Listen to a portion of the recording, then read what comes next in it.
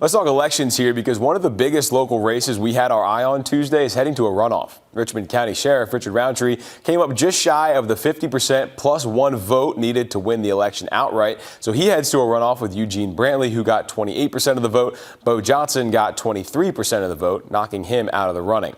Both candidates say they are ready to head back out on the campaign trail. To Brantley, it's a battle for change, while Roundtree wants to continue the work he's been doing in his 12 years as sheriff.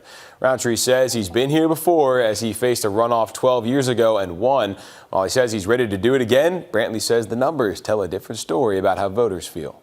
Well, I think if you look at the numbers, more people were not backing the current sheriff because he didn't get 50 plus one vote.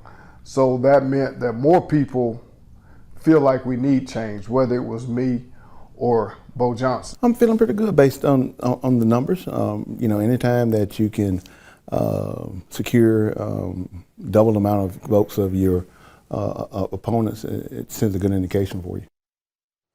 And whoever comes out of this race will be on the November ballot, and they may have to face another candidate, Richard Dixon, running as an independent. He's working on getting enough signatures to qualify now. And there are still a couple more races we're following heading into a runoff. First up, Georgia State House District 131. There were 5 Republican candidates in the running.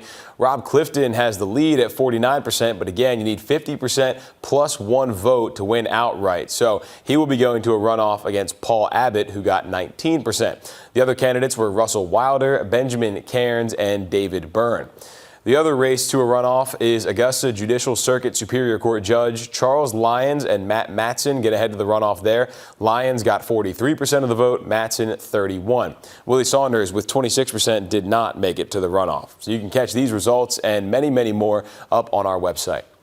Hey, South Carolina, your primary is coming up soon. The early voting period starts next week on May 28th.